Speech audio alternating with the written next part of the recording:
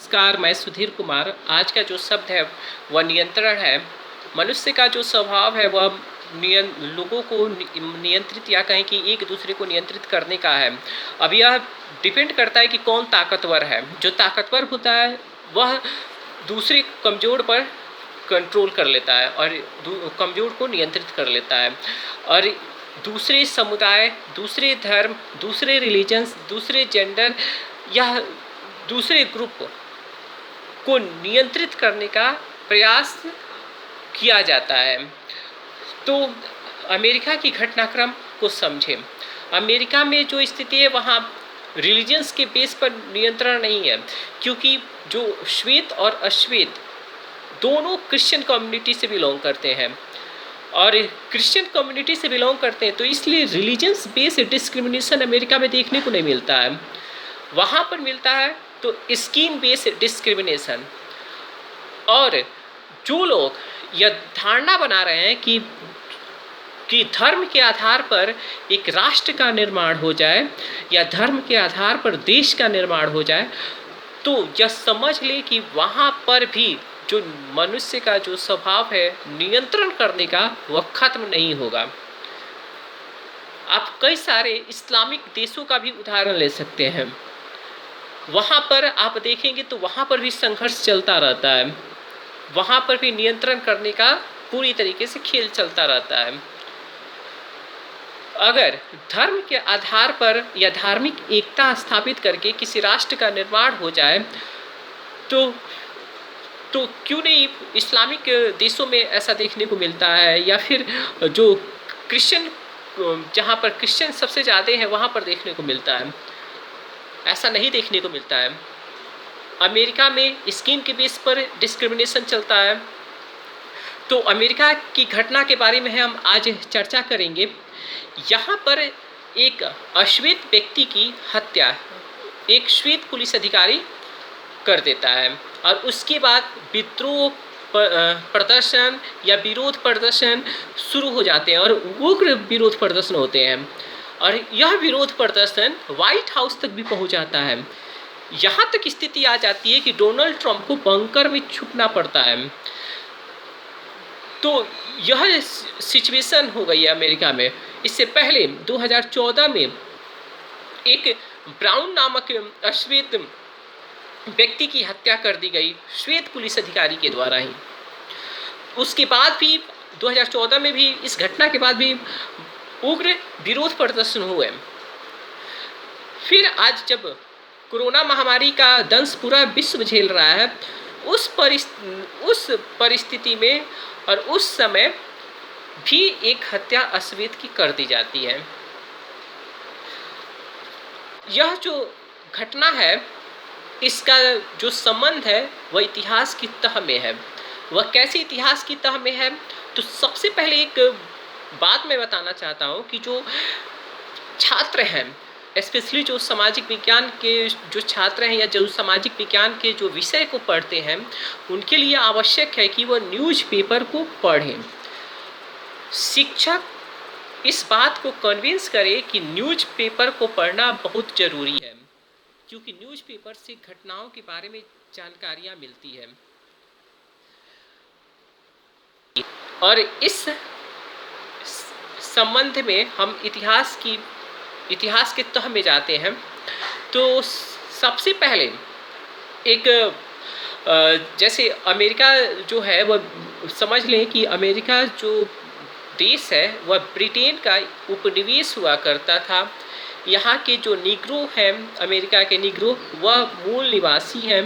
और ब्रिटेन का जब उपनिवेश स्थापित हो गया तो यहाँ पर बड़ी संख्या में श्वेत लोगों का बसना शुरू हुआ।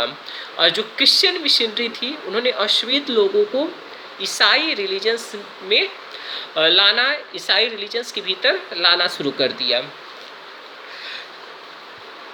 अश्वेतों की यह जो लड़ाई है वो बहुत लंबी है।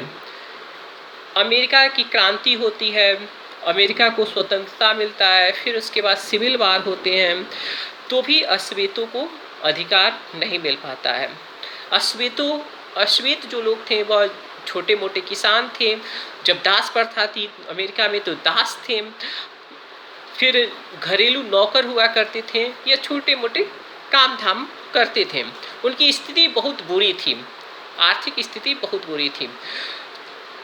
वहाँ जो अमेरिका के संविधान में 13, 14 और 15 संशोधन हुए, उसमें अश्वेतों को अधिकार दिए गए थे, लेकिन दक्षिण अमेरिका के कुछ प्रांतों ने इन अधिकारों में कटौती करना शुरू कर दिया और कई सारी शर्तें लागू कर दी गई अश्वेतों को, जैसे संपत्ति अर्हता संबंधी शर्तें लागू कर दी, साक्षरता संबंधित शर्तें लागू कर दी। तो इस तरीके से धीरे धीरे उनको कई शर्तें थोप दी गई और इनके अधिकारों का हनन शुरू कर दिया गया।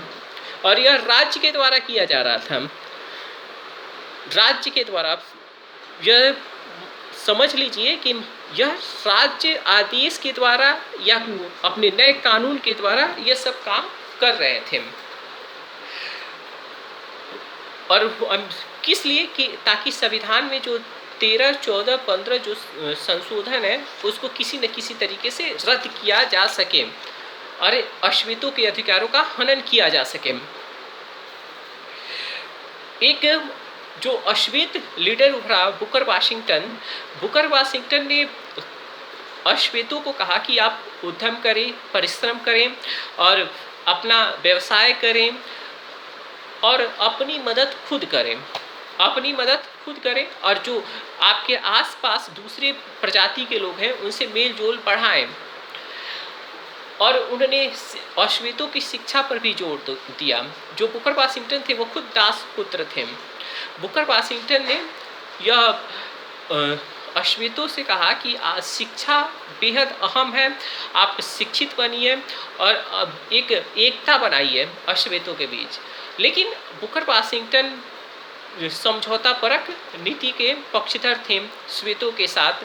तो यह जो बुकर वाशिंगटन की नीति थी, यह एक उस टाइम के एक और दूसरे अश्वेत नेता इबू द्यूबा को यह पसंद नहीं आया। इबी द्यूबा के नेतृत्व में निगरा में एक सम्मेलन हुआ जिसमें अश्वेतों के बुद्धिजीवी लोगों ने वहाँ एक मसौदा तैयार किया कि अश्वेतों को क्या क्या अधिकार चाहिए और किन किन परेशानी को उठा रहे हैं। स्थिति यह थी कि अमेरिका में कि जो श्वेत पार्क थे उसमें अश्वेतों को प्रतिबंधित था कि वो अश्वेत उस पार्क में नहीं जा सकते थे। श्वेतों के लिए सीट जो थे बस में या फिर जो सार्वजनिक वाहन थे वहाँ आरक्षित हुआ करते थे। जो टेलीफोन बूथ थे वह भी अश्वेत के लिए अलग अलग हुआ करते थे। बहुत ज़्यादा डिस्क्रिमिनेशन अश्वेत फेस कर रहे थे अमेरिका में। धीरे धीरे परिस्थितियां बदली और अश्वेतों को अधिकार भी मिले और वह लंबी लड़ाई चली अश्वेतों को अधिकार मिलने के लिए एक लंबी लड़ाई चली और उसी लंबी लड़ाई का परिणाम रहा कि अश्वेतों को मताधिकार का अधिकार मिला और भी कई सारे अधिकार मिले। और यह जो मताधिकार का अधिकार था उसको एक अमेरिका का एक प्रांत था, उसने क्या किया कि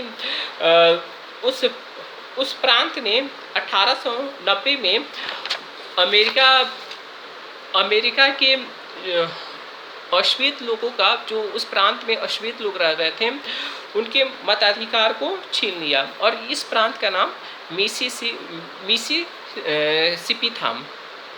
मिसिसिपी 1890 में यह काम कर दिया और धीरे धीरे सारे जगह यही प्रक्रिया शुरू हो गई। तो एक लंबी लड़ाई के बाद इनको अधिकार मिला, लेकिन जो मानसिकता है वह सुधरी नहीं लोगों की। और जो श्वेत लोग हैं उनमें कहीं न कहीं वाइट सुप्रीमेसी झलकता है, जिसके कारण ऐसी घटनाएं होती हैं। हालांकि कई सारे वीडियो आ रहे हैं जिसमें अश्वेतों के इस विरोध प्रदर्शन में श्वेत लोग भी शामिल हैं। श्वेत पुलिस अधिकारी घुटनों के बल पर बैठकर माफ़ी मांग रहे हैं अश्वेत लोगों से। अपने जो पुलिसकर्मी ने यह काम किया है उस पर शर्मिंदा होकर वह अश्वेतों को गले लगा रहे हैं। तो इस तरीके को देखने को मिल रहा है। भारत के संदर्भ में भी देखें तो यहाँ भी जो डिस्क्रिमिनेशन होता है वह कास्ट बेस पे होता है, जेंडर बेस पे होता है, लेकिन वहाँ पर जो सिचुएशन है वह स्किन के बेस पर हो रहा है। क्योंकि वहाँ रिलीजन्स की बात करें तो रिलीजन सबका सेम है, कास्ट भी अमेरिका में देखने को मिलता नहीं है, तो वहाँ पर जो डिस्क्रिमिनेशन है वह स्किन के बेस पर है।